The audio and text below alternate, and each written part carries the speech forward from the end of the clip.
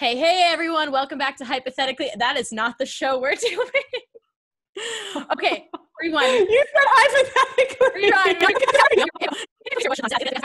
Hey, everyone. Welcome back to Throwin Down with Jess and Lily. I'm Lily Caffrey Levine. I'm Jess King. And we have a lot of stuff to talk about. A lot of it's very COVID related. A lot of things. Most things are COVID related these days. So, Jess, take the wheel. What do we got on the docket? All right, so we're going to try to go full house on some sports here. I know we talked a lot about basketball last week, which is fine because the bubble, and I love the drama in basketball. So we're going to hit up some Major League Baseball drama today. A little bit of Fauci first pitch action. We're going to give you some bubble updates. NBA Maybe should we just start with the bubble update because it's very they're quick, and I'm so over the bubble. So let's get out there. Yeah, so I have it's just one bubble update. And it's more of a comment and it's quick.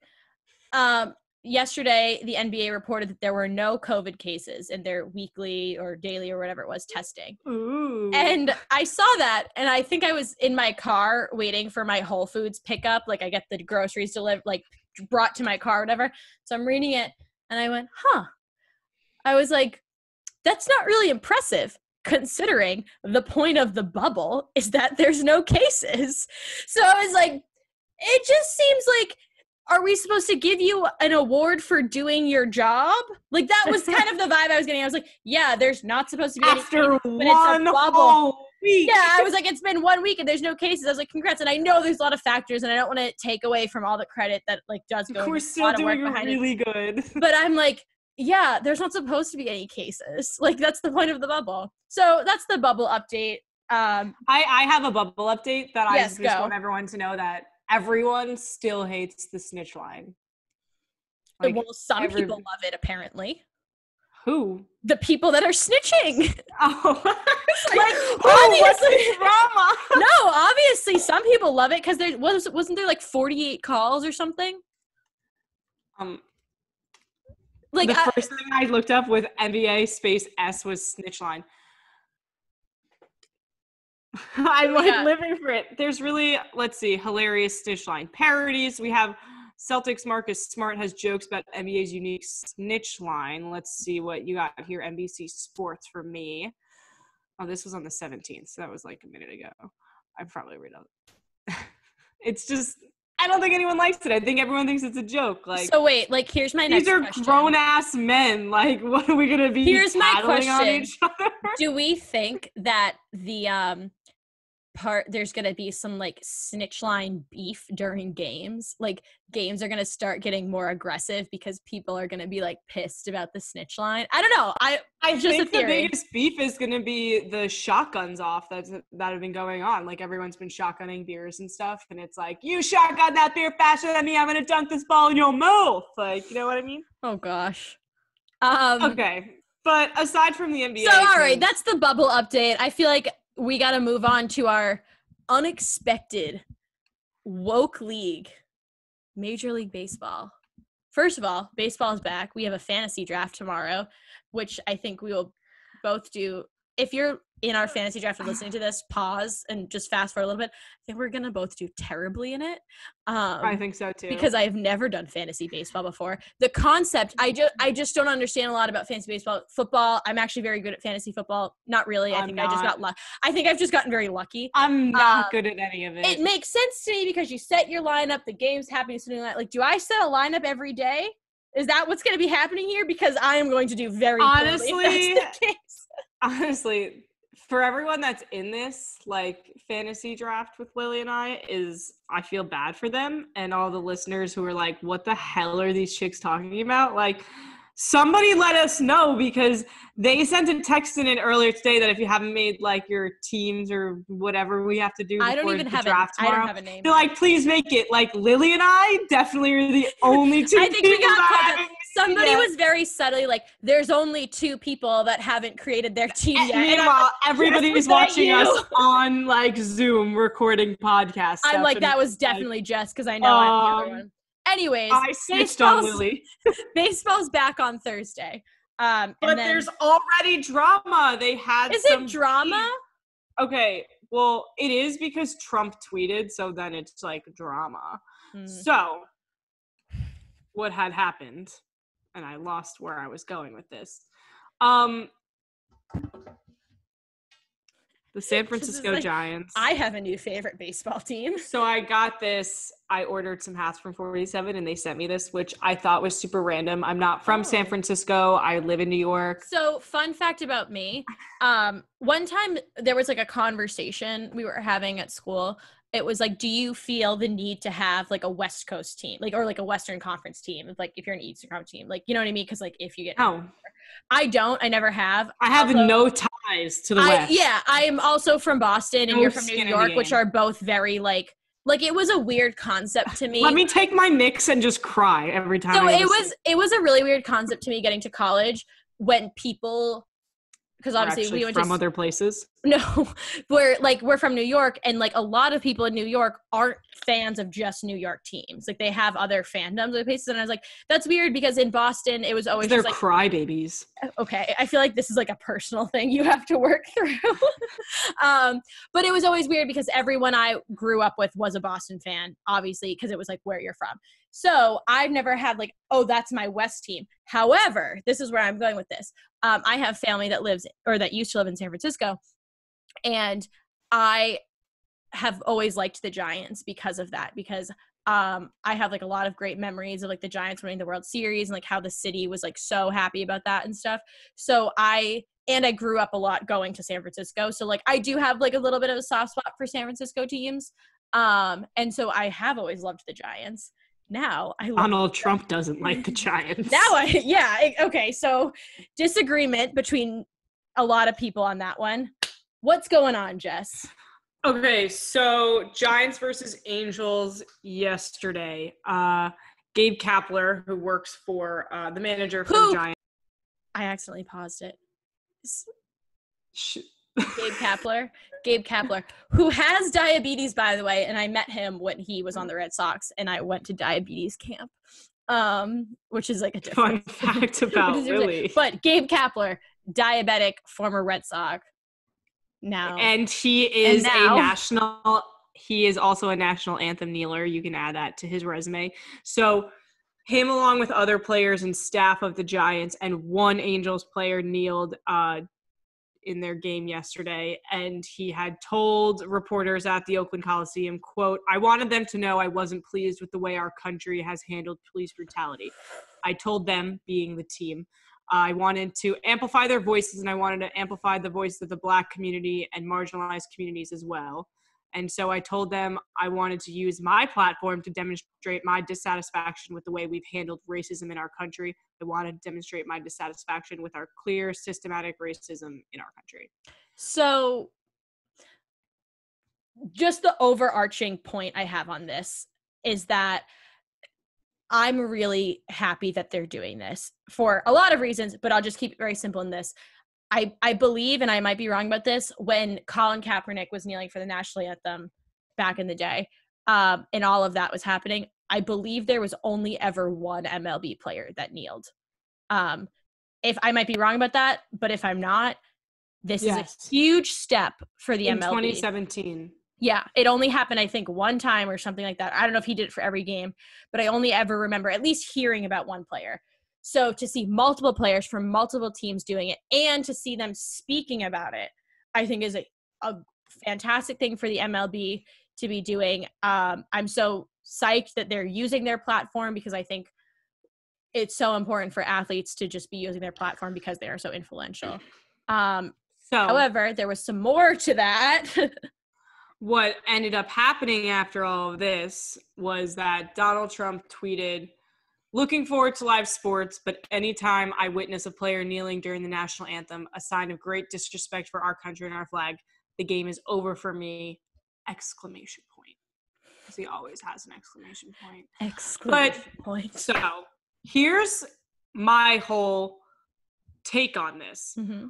One, why is Donald Trump acting so surprised that this happened? Like, obviously they're going to kneel. Like, players have kneeled before, and shit is hitting the fan. Like, players are going to kneel now. I've been saying this what I've personally wanted to accomplish during this podcast and doing what we're doing, talking about sports culture, is that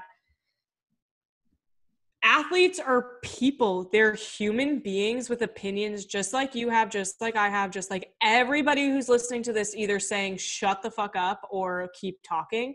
Like, you have opinions, and you want these sports to come back on for your entertainment during a pandemic.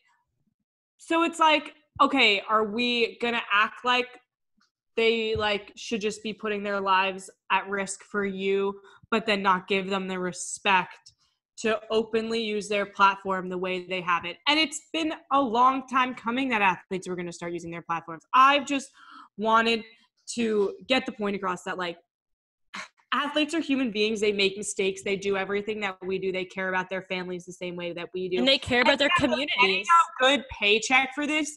But guess what? Like, you cannot talk about your favorite athletes, but then ignore the fact that people in their ethnic group and are being discriminated members of their race. Yeah. And like that they're being discriminated against. And like, I think that was a big conversation when a lot of the protests and things like that started happening, is that, and I loved seeing people saying this, is a lot of basketball writers were saying it. A lot of white basketball writers were saying, I can't be silent in this. I can't be complicit in this because my career is based off of Black culture. Being a basketball writer, my career is based off of Black culture in basketball, or writing about music or in hip hop and stuff like that. And like, yeah. And so if you want to be in on it, you got to be fully in on it. And that's the thing, is like, so that was my like mini rant. And then kind of also speaking to that, I'm trying to find out who the other one was. However, and I will in one moment, earlier today, during media availability for some players, Tobias Harris, he said, quote, "We want to make sure that Daniel Cameron, Kentucky Attorney General, will arrest the cops and officers involved with Breonna Taylor's death." And that's all I got to say. That was his 59 seconds of media availability. And then I just saw Marcus Smart in his media they do them on Zoom now. So he said before we start, guys, my answer. What do you mean? What? What? It's just a bubble thing. Like, why are we doing it on Zoom? Like, I don't know. Is it the point that everything can be okay? But anyway. No, but I think the press isn't there. So that's why they're doing their media availability on Zoom. Okay. But Marcus Smart said, before we start, guys, my answer is going to be justice for Breonna Taylor. That's going to be my answer for everything. Justice for Breonna Taylor. He repeated it 4 times while answering 2 questions. He said, that's my answer for every question today. You guys can keep asking, but that's what you guys are going to get today. Well, so I think that, like, athletes have made it very clear that they're going to use these restarted seasons and, like, comebacks in an important way. Like, if they're putting this at risk, and with everything that's going on in our country with the resurgence of Black Lives Matter movement and everything that's going on, like, it's like they're gonna talk about it. They made that clear. Just, why are you acting so surprised? Like, I'm talking specifically with these tweets for Donald Trump made. Like, I don't get it. Like, let them do what they want to do. Like, they're people that have opinions. Like, and a lot of people will say, like, you know, what makes this athlete so qualified to talk about this? And I'm like, well, like, what makes Uncle Larry qualified to talk about this at the family barbecue, but this guy can't go, like, use the fame and celebrity that you gave him, the fame and celebrity that the public has given these athletes, and you're telling them they can't stand up and talk about something? Like, are you freaking kidding? And that's like the other thing of, I can't say when people are like, what makes this person qualified to speak on this? And I'm like, growing up Black in America, that's what makes them qualified to speak on this. So I'm having none of whatever arguments you're that trying they've had that I've never been able to imagine, because I didn't grow up like that. And like, I want to know. Like, I want to. Yeah. So when you're asking what makes someone qualified to speak on this, it's having lived it. and whatever people want to say. There's so many people who aren't qualified to talk about half the things that they talk about, but here we are just letting them talk about it. Like, yeah. Why does that argument only ever come up for athletes? Like, for the Black athlete talking about something that they've experienced, that they've lived. Like, we never, and I think, like, never that's the say other thing, that like, questioning. We never come back on that defense with anything else. Like, and it's I don't want always to sit here and sound like I know I have all the answers, because I definitely don't. But I think, like, the important thing, and again, it's not even I'll be honest, it's not even my place to say what the important thing is or what I should be doing, because these are not experiences that I have lived.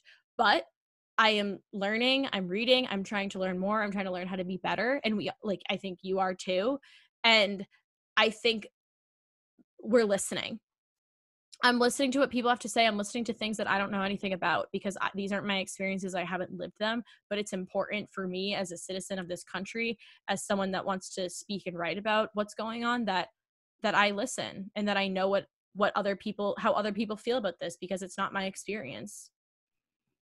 I don't see what's so shocking about it. And then everybody's like, hashtag boycott the MLB. Like, well, guess what? Like, that's so funny to me that they're saying that, because you've been begging these sports to come back and to do everything in their power to bring sports back. And personally, I think that it's ridiculous that people are playing sports like we mentioned. Oh, good job, no COVID cases. Like, you're supposed to not have any COVID cases. Like, what the hell are you talking about?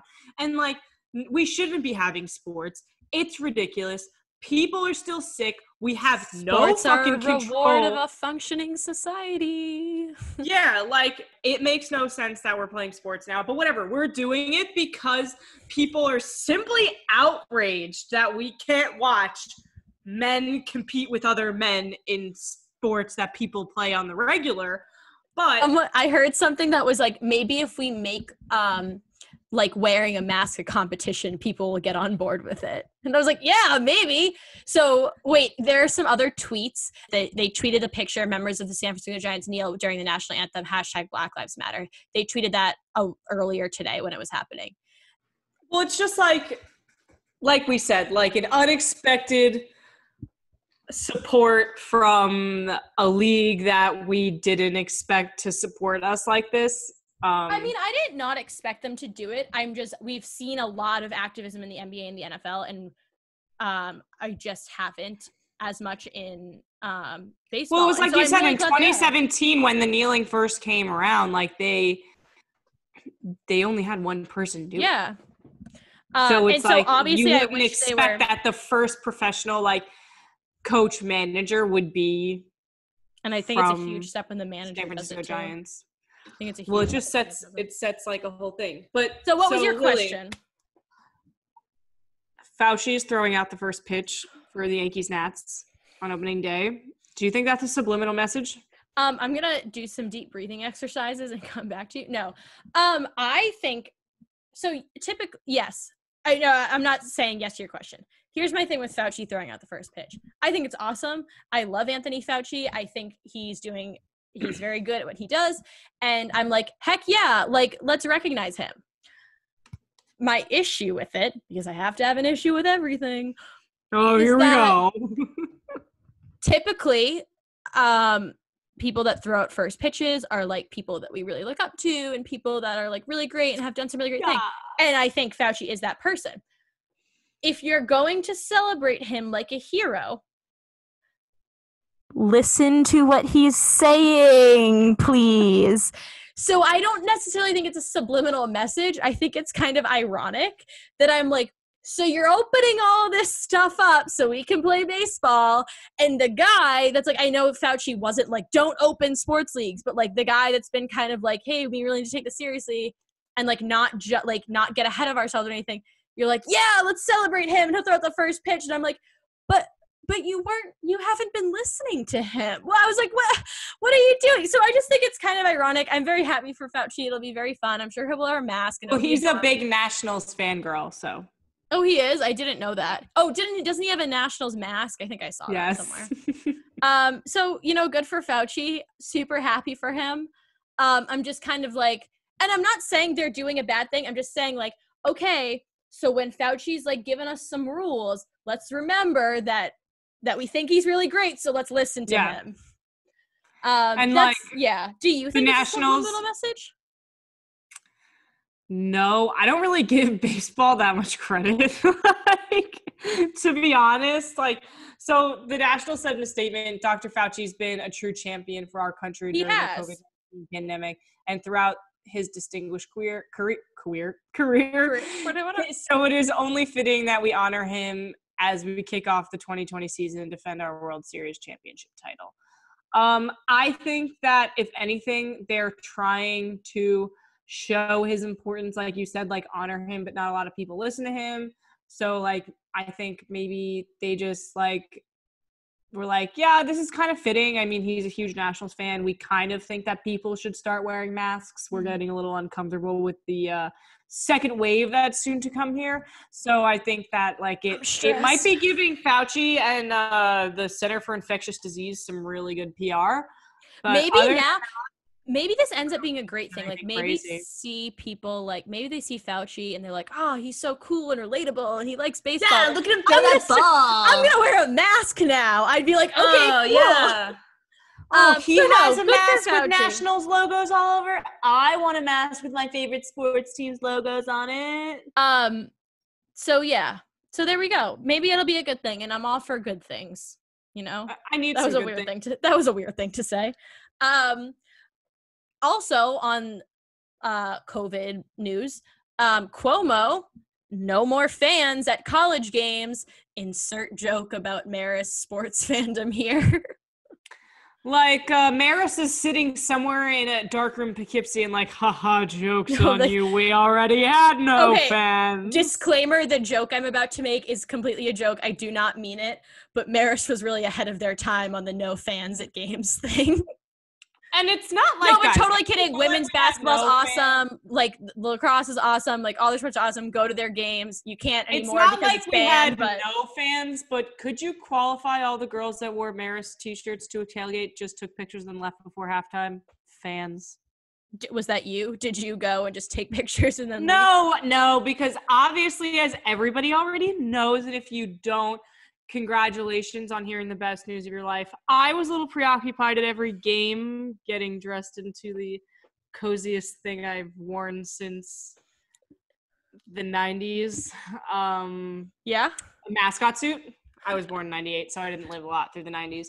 That was misleading. But yeah, I was the mascot for Maris, so it was really hard to do my job with no fans, so I could probably imagine it's going to be really difficult and probably awkward for a lot of college athletes to play without fans, because I think a lot of the allure of being a college athlete is like, oh, look at my red backpack and me stroll around campus like sponsored by Nike and my athleticism on campus. Like, wow, I want everyone to see how cool and athletic I am when I take the field or the court or whatever the heck you do.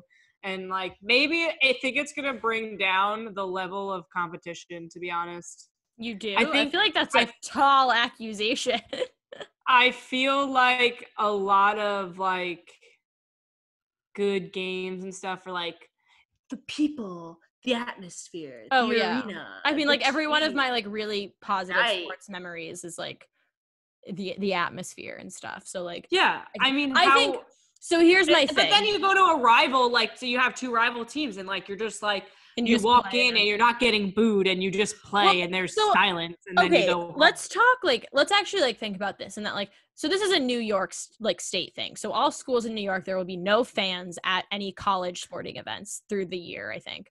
And again, it doesn't make that much of a difference. So there's also, like, there are definitely schools in New York that have, like, big fandoms, big followings, stuff like that, and have huge crowds. However, this is not Alabama. This is not Texas. Like, I'm not even going to say most.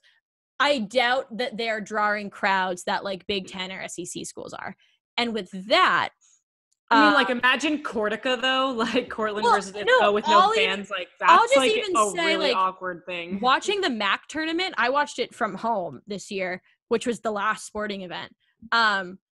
It was only the first. You must have had nothing to do that day. It was the first round, but the game was at like 10 p.m. So there wasn't anybody in the stand. Like there were a few people, like there were parents, but it's like there was a 10 p.m. game. I was like, this is a freaking this is a tournament game. Like, so again, like I don't think this isn't to me like Alabama said no fans this year. You know what I mean? Or like Clemson was like no fans this year, which would be like a thing. But then here's my thing with this. I'm like, okay, so we're not going to have fans at games. We're still going to have sports? ? Like, I don't know. I just don't understand why the opening thing just seems very the NCAA just didn't say, you know what? Let's just not do it. Like, give everybody another year of eligibility. I don't see what what I mean, are you gonna do? Like, what else are you gonna do? Well, I mean, like, I see all the this is gonna be like I'll pick my meme of the week, and I can't find it obviously, but it's a thing of it was like because a lot of conferences are choosing to just do in-conference games, or schools are choosing to just do in-conference games. They're not playing out of conference. Which is still and like someone goes, oh, I forgot you can't get COVID from people not in your conference, or you can't get corona from people in your conference. And I was like, that's good. I was like, all right, I see you, TikTok. Let's go. Well, it's also it's so like, yeah, I think this is like a good step in the right direction, but I think like there's going to be a lot of issues that arise from opening schools, having college sports in the first place. Like it just seems like a very tricky, a very messy situation. And like this, I remember this from the very beginning of the pandemic. I was thinking about it yesterday, when there was still a lot of questions about like what was going on. And it was like, I'd rather take this seriously, like really seriously, and then look back in 6 months and say, wow, remember when we really overreacted about this, rather than look back in 6 months. I remember wow, you we should like have taken that months ago.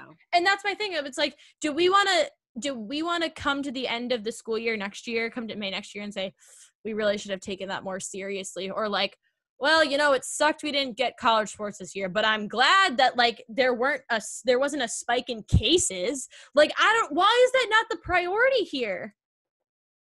Oh, I'm sweaty. I have no idea because I'm like, who are you kidding? Like, you think that we're going to play college sports? Yeah, I'm like, and I'm all for like, it's a step in the right direction, but like, let's take a look in the mirror and really think about no, I think if this ridiculous. is going to work out. I think it's ridiculous. I think they're insane. I think that they are freaking sane. I feel very passionately about how we should not play sports. We've done a lot of COVID today. A lot of COVID. Well, a lot of things are all COVID. So I want to tell the listeners who are still with us right now, like, we are going to be starting some updates for you guys during coronavirus, bubble updates for all the NBA drama. Some will be fun. Some will be other real. league dramas. We'll give you all the updates when they start coming back. Right now, it's a lot of NBA bubble talk just because the NBA is back, but also college sports. Now we're starting to get all of the news that's coming out per conference, per state. So we're going to be breaking down some of those updates as they come in to us. So if you guys do want to give us a follow on our social media accounts, our Instagram and Twitter is at @Throwin_Down. On Twitter and Instagram. No G, just IN. Just IN, no G, because everything is too serious with a G like that. I know. So we're keeping it casual here on Throwin Down, even though a lot of the things we talk about might make your hands sweaty. But that's okay. Yeah. Anything else, Jess? Did you have a favorite tweet this week or anything? My favorite tweet this week was... Or like a book you read or something? I know that those were very different things, but... Totally different. I haven't read a book in a really long time, Lily. Don't at me like that. I don't know, just like a recommendation for someone to check out. All right. Well, a book that I'm reading right now that I actually read a couple chapters into it this morning because I had some time was, what is the name? Say Nothing by Patrick Redden. It's a book about Northern Ireland and the troubles in like the couple decades ago. I think multiple people have recommended that to me now that it's really good. It's like history, so it's not, I mean, if you can't keep up with reading something like that, I wouldn't. But a couple things interesting that happened to me this week that I want to talk about. I saw this tweet that kept me up all night, and I quote tweeted and said, "This will keep me up all night." Is Oh. Imagine the Bulls trying to keep Rodman in the bubble. Like, that kept me up all night. I think we might have to do weekly Rodman updates. Because the next day, one of my friends had texted me yesterday, and this was crazy. I don't know if I need, like, to ask permission to bring this up, but he texted me and he said, oh my God, guess who my friends met last night? And I was like, who? So these are like friends of friends. Yeah. So he goes, Okay. Dennis Rodman met, like, his friends met Dennis Rodman. Where did this photo go that I was going to bring up of this guy and Dennis Rodman?